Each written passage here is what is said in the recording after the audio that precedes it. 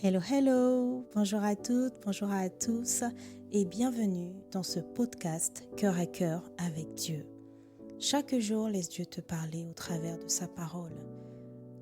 Dans ce podcast, nous partagerons des exhortations brèves, puissantes et guidées par l'amour pour t'aider à méditer les Écritures profondément, verset après verset, pour t'aider à guérir, à être éclairé, affermi, mais surtout, faire la rencontre de Dieu telle que tu ne l'as jamais connue, afin de vivre une relation intime et vivante avec lui. Alors installe-toi bien, dispose ton cœur, dispose ton environnement, dispose tes pensées. Nous entrons dans sa présence.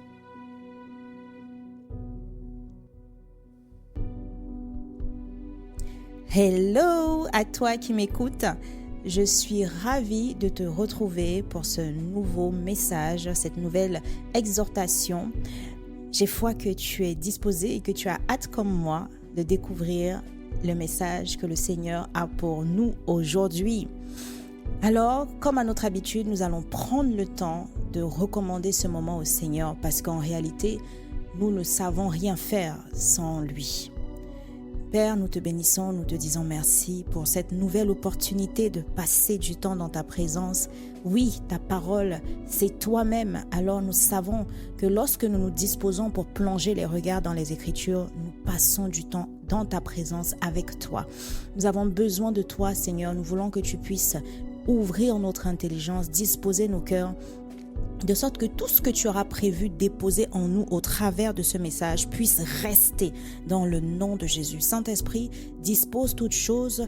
S'il te plaît, fais le ménage dans nos pensées. Dispose notre cœur à recevoir ce que tu veux nous enseigner. Toi qui es le parfait enseignant, l'enseignant par excellence.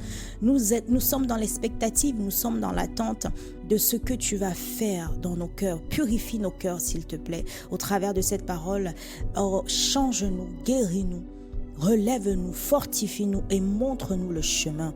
Aide-nous à comprendre, aide-nous à retenir, aide-nous à pratiquer et aide-nous à transmettre ensuite tout ce que tu nous auras partagé aujourd'hui. Merci Saint-Esprit pour ce que tu as déjà fait, pour ce que tu es en train de faire et pour ce que tu vas encore faire au nom de Jésus le Christ. Amen. Amen, amen. Alors le message du jour s'intitule « Le coût caché de la désobéissance ». Le coût caché de la désobéissance. Nous allons lire la parole dans Exode 34 du verset 22. Non, Exode 34 du verset 27 au verset 28 en version Nouvelle Français courant.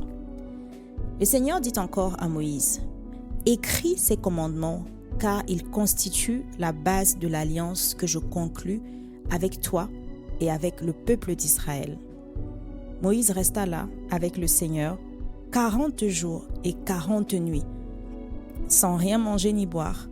Il écrivit sur les tablettes de pierre les 10 paroles, fondements de l'alliance. Amen. Alors, lorsque je méditais sur ce passage et que je lisais tranquillement et que j'ai lu ça, je me suis exclamée en fait. Je me suis dit encore. Oui, bien-aimé, parce qu'en fait, rappelez-vous, Moïse était déjà monté en fait pour recueillir les commandements de l'alliance. Mais il avait dû les détruire. Alors, ce n'était pas obligé, mais il s'est mis en colère à cause de ce que le peuple d'Israël avait. Vous savez, ils avaient fabriqué le veau d'or avec des bijoux en or qu'ils avaient fondus. Et lorsqu'il était descendu, il s'était mis en colère et il avait jeté les tablettes qui s'étaient brisées. Alors, c'est pas en soi ça qui me marque ici, parce que j'essayais juste de rappeler le contexte, l'historique plutôt, parce que dans le contexte, il y a eu réconciliation. Nous avons partagé cela dans d'autres exhortations. Je t'invite vraiment à les réécouter aussi. Et aujourd'hui, le Seigneur, il dit encore à Moïse, c'est-à-dire qu'ils se sont réconciliés, puis Dieu a commencé à refaire son alliance avec son peuple, donc à rétablir les fondations.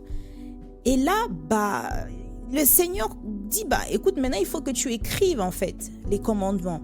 Parce que en réalité, le Seigneur, c'est comme s'il est en train de dire, en fait, ça ne change rien, ça n'efface rien de ce que j'avais déjà dit. Un peu comme une interpellation pour nous aujourd'hui, bien-aimés. Parfois, nous allons vivre des choses, nous allons recevoir des instructions du Seigneur, et puis le temps va passer, ou alors nous allons vivre autre chose, nous allons tomber dans une détresse, et puis nous allons comme oublier ce que le Seigneur nous avait demandé, nous allons oublier l'alliance que nous avions pu faire avec le Seigneur. Lui, il n'oublie pas.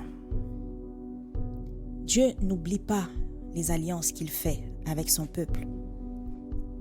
Alors je prie dans le nom de Jésus que le Saint-Esprit puisse te révéler tout ce que tu as pu former comme promesse, comme alliance dans ton cœur. En fait, aujourd'hui, tu as oublié ou alors tu vis comme si tu n'avais pas fait ces promesses. Le Seigneur, lui, il n'a pas oublié, bien-aimé. Il est en train de nous révéler ici que bien que les tablettes avec les 10 commandements que lui-même il avait gravés, parce que nous le verrons, il me semble, dans Exode 31 au verset 18, il l'avait gravé lui-même, gravé de la main de Dieu, il est écrit. Et ça a été détruit, mais ça n'efface en rien que c'était sa volonté, c'est ce qu'il veut. Donc, encore comme pour dire, ce n'est pas parce qu'il y a certains événements difficiles qui t'arrivent que ça t'exempte, que ça t'exclut de faire ta part dans l'alliance que tu as avec le Seigneur. Parce que parfois, bien-aimés, nous avons beaucoup d'excuses pour faire des choses, pour respecter une promesse ou une instruction, obéir à une instruction que le Seigneur nous a donnée, en justifiant cela par une situation difficile, en justifiant cela par une situation que nous vivons sur la terre. Ce que j'essaye de dire, c'est que Dieu, lui, il n'oublie pas, bien-aimés. C'est juste une sensibilisation à nous rappeler tout ce que nous avons pu partager, promettre au Seigneur. Parce qu'il attend. Regardez, il répète ici, écris ces commandements. Car il constitue la base de l'alliance que je conclus avec toi et avec le peuple. Il avait déjà dit ça. Un Dieu qui est cohérent, en fait. Il ne se contredit pas. Et il est ferme dans ses intentions. Quand il a dit A, c'est A, en fait. Et dans ce sens, nous savons, bien aimés, donc, que nous pouvons lui faire confiance. Et puis, ce qui m'a marqué, et lorsque je regarde mes notes actuellement, je suis en train de rire parce que moi, je fais des petites annotations dans la parole. Lorsque quelque chose me marque, je vais souligner donc avec soit une couleur, soit un stylo, et puis je vais mettre un marque-page. Et j'écris à côté parce que j'ai une Bible où on peut prendre des notes. Et j'écris à côté, et j'avais écrit 2 fois point d'interrogation. Pourquoi? Parce que je me suis dit, il avait déjà payé le prix. 40 jours, 40 nuits, il a payé le prix. Il avait reçu les 10 commandements. Mais le voici qui fait encore 40 jours et 40 nuits sans manger ni boire. Bien-aimé, à cause de quoi? À cause de la désobéissance du peuple d'Israël. Ils ont payé le prix, mais Moïse doit encore payer le prix. Bien-aimé, lorsque j'ai lu ça, j'ai été frappée de beaucoup pas de compassion, mais de respect pour les autorités. Les autorités qui sont véritablement au service du Seigneur, ils payent un prix dont on n'a pas idée. Vous voyez, le titre de ce message, c'est le coût caché de la désobéissance. En réalité, le coût caché dont je parle ici, nous avons déjà vu dans d'autres exhortations qu'au final, le peuple il a payé, il y en a qui sont morts, Dieu les a frappés parce que de toute façon, tout ce que tu sèmes, tu le récoltes. Mais ici, il y a un autre coup dont on ne parle pas et que le Seigneur est en train de nous révéler au travers de sa parole. Lorsque nous désobéissons, parfois gravement, bien aimé, il y a quelqu'un qui paye le prix à ta place encore. Soit c'est les nuits de sommeil, les supplications, c'est peut-être ta maman, une sœur, un cousin, une amie qui est en train, à cause d'une désobéissance qui a ouvert la porte à l'ennemi dans nos vies, est en train maintenant de payer un prix, parfois doublement, à cause de notre désobéissance. Ce message, bien-aimé, n'est pas pour te faire culpabiliser parce que la culpabilité n'est pas de Dieu. Mais il est simplement pour nous ouvrir les yeux sur l'importance de l'obéissance. Parfois, on banalise l'obéissance, mais c'est un des fondamentaux de base. L'obéissance a un coût caché qui est porté par nos autorités et par des personnes dont on n'a même pas idée. Oui, nous pourrons dire qu'ils sont au service du Seigneur, certes, mais c'est pour nous sensibiliser, bien-aimés. Il a dû faire encore une deuxième fois 40 jours et 40 nuits seulement à cause de la désobéissance du peuple. Oui, certains pourraient dire, mais il n'était pas obligé de casser les pierres. Mais ça ne change rien. Il a cassé les pierres à cause de quoi? si nous allons analyser en profondeur, bien-aimés. La parole finit, il écrivait sur les tablettes de pierre les 10 paroles, fondements de l'alliance. Dans tous les cas, nous savons ici que le Seigneur, il est carré et rigoureux avec ses principes. Il a dit, il y a des commandements. Peu importe les événements qui surviennent, il y aura des commandements. Ça veut dire que peu importe, il y a des choses qui sont écrites dans ta vie. Il y a des choses que le Seigneur t'a demandé de faire tant que tu ne les fais pas. Il n'y aura pas de suite. Parce que ça doit se faire. Et vous voyez, il y a une deuxième chose qui me marque, c'est le fait que, vous voyez, dans le verset 27, il est écrit « Écris ces commandements ». Écris. Et j'ai été encore interpellée parce que on a déjà parlé de ça, mais je veux vraiment m'arrêter pour confirmer. Vous voyez, le Seigneur, il a un rapport particulier à l'écriture. Il a à cœur qu'on écrive. Pourquoi écrire, bien-aimé? C'est pour rendre visible et durable sa parole. Et ça marche pour toute parole. Nous allons par exemple voir dans Exode 17, au verset 14. Dans Exode 17, au verset 14, il est écrit «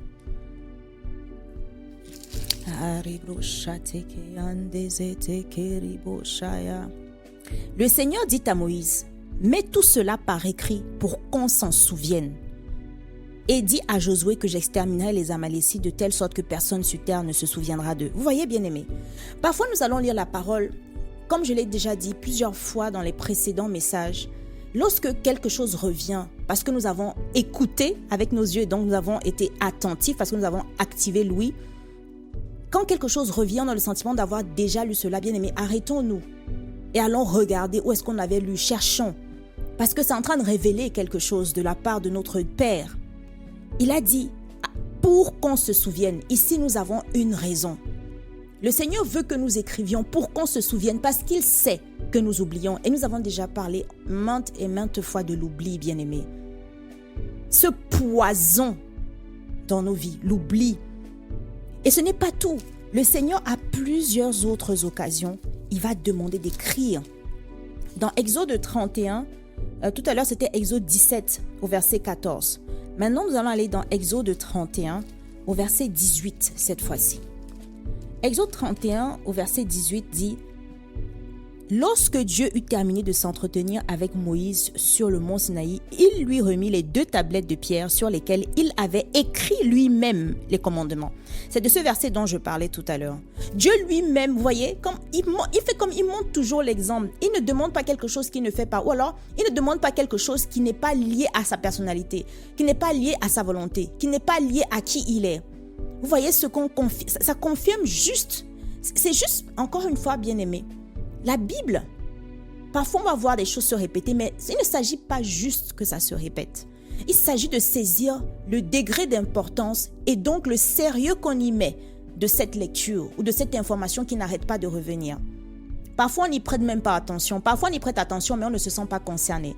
Rappelle-toi, bien-aimé, rappelons-nous lorsque nous lisons la parole, en toute parole que nous lisons, nous devons nous sentir concernés pour qu'il y ait une transformation dans nos cœurs. Sinon, on ne ferait que collecter des informations ou découvrir des récits. Alors le Seigneur lui-même écrit. Et puis nous connaissons tous Habakkuk 2 au verset 2 qui dit « Grave la vision, grave la vision ». Bien aimé, c'est juste pour terminer sur ce point, pour signifier le fait que peut-être, je ne sais pas si tu as du mal à écrire, je ne sais pas quel est ton rapport à l'écriture, mais c'est un principe divin. Il n'y a pas, je ne saurais pas te dire qu'il y a un commandement qui va te dire, nous avons Habakkuk 2 qui dit grave la vision. Mais je veux vraiment prier pour que tu puisses, si c'est difficile pour toi d'avoir un journal, d'avoir un cahier de croissance spirituelle, si tu as du mal à noter, bien-aimé, ne fais pas confiance à ton cerveau. Parce que souvent tu vas écouter des choses. Mais rappelons-nous comment les chrétiens de Bérée, l'attitude qu'ils avaient. Ils écoutaient les enseignements et ensuite ils allaient scruter. Donc c'est une attitude de curiosité, de soif. Alors je prie vraiment que lorsque tu vas écouter un enseignement, lorsque tu écoutes une exhortation comme celle que tu es en train d'écouter en ce moment, lorsque tu vas écouter un homme de Dieu parler, bien aimé, que tu sois assoiffé. Lorsqu'on est assoiffé, on s'assure de ne perdre aucune information de ce qu'on est en train de recevoir, d'écouter. Et alors que je te parle, je pense à une expérience assez drôle qui m'est arrivée. C'était une des exhortations que je fais comme celle-ci. Et à cette époque-là, ce n'était pas encore sur la toile. Je le faisais vraiment encore dans un groupe restreint. Et je m'étais trompée un jour et j'avais envoyé cette exhortation dans un autre groupe dans lequel je suis. Et le matin, comme à mon habitude, je regarde rapidement ce qui s'est passé dans les groupes dans lesquels je suis. Et je vois un voice justement long. Je dis, mais ça n'a rien à faire là. Et là, je me rends compte que je me suis trompée. Et là, vite, je supprime. Sauf que 2-3 jours après, je devais rencontrer une des personnes qui est dans ce groupe-là. Et là, elle me dit, tu sais, Christelle, heureusement, je t'assure, j'avais écouté ce message que tu avais envoyé, cette exhortation. Et ça m'avait trop parlé. Et en fait, je me suis transféré le message dans un autre téléphone parce que je voulais m'assurer de ne pas perdre ce message. Je me suis dit, waouh, mais quelle violence, mais quelle soif. Vous comprenez ce que je veux dire? Parce que quand on réfléchit bien, il n'y avait aucune raison que je supprime ce message. Mais tellement le message lui a parlé, elle ne voulait perdre aucune goutte, elle ne voulait pas perdre ce message. Elle l'a transféré sur son deuxième téléphone. Et elle me dit, heureusement, parce que j'ai vu que tu l'as supprimé le matin. Bien aimé, c'est juste pour te donner un exemple de l'importance d'avoir la soif pour recevoir. Et le fait d'écrire, c'est un commencement. Au-delà d'être dans la volonté de Dieu parce que tu graves, c'est un commencement de ta soif. Parce que lorsque tu écris, tu sais que tu peux revenir dessus. Tu as écouté un enseignement. Tu vas pas te retrouver en train de réfléchir, ah, mais qu'est-ce qui avait été dit? Non, bien-aimé. Alors, je prie vraiment que ton rapport à l'écriture change. Je prie que tu prennes conscience que nous prenions conscience qu'au travers de notre désobéissance, il y a d'autres personnes qui payent un prix. Saint-Esprit, viens nous convaincre, s'il te plaît, de péché, de justice et de jugement. Aide-nous à être trouvés là où tu veux que nous soyons, comme tu veux que nous soyons, avec qui tu veux que nous soyons. Donne-nous la grâce, Père, d'honorer tes paroles. Donne-nous la grâce de t'obéir. Nous ne voulons pas être des pierres d'achoppement. Nous ne voulons pas être des poids pour les autres. Nous ne voulons pas être des personnes à cause desquelles certaines personnes payent un prix doublement. Aide-nous à être des facilitateurs. Aide-nous à être des contributeurs. Aide-nous à être des acteurs. Nous ne voulons pas être spectateurs et encore moins la queue. Tu as dit dans ta parole, vous êtes la tête et non la queue. Alors je déclare pour mon frère et ma sœur, nous sommes la tête et non la queue. Nous refusons toute forme de désobéissance dans le nom de Jésus et nous chassons l'esprit de paresse qui nous empêche parfois d'écrire ou les faux raisonnements et que toute forme d'écaille et de voile devant nos faces, devant nos yeux qui nous font croire qu'on n'a pas besoin d'écrire tombe au nom de Jésus. Père, merci pour ce moment. Puissions-nous marcher après avoir écouté cette parole. Puissions-nous être heureux parce que nous allons la pratiquer. Merci infiniment, Saint-Esprit. Et dans le nom de Jésus que nous avons prié avec foi et avec action de grâce. Amen. Amen. Amen.